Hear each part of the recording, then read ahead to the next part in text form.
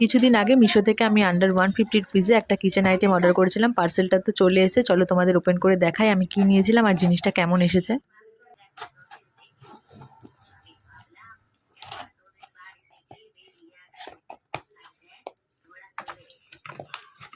আমি অর্ডার করেছিলাম oil dispenser, যেটা প্যাক অফ 2 ছিল। আর এটার মেটেরিয়ালটা কাচের নয়, প্লাস্টিকের, হাত থেকে পড়ে গেলেও ভেঙে যাওয়ার ভয়টা নেই।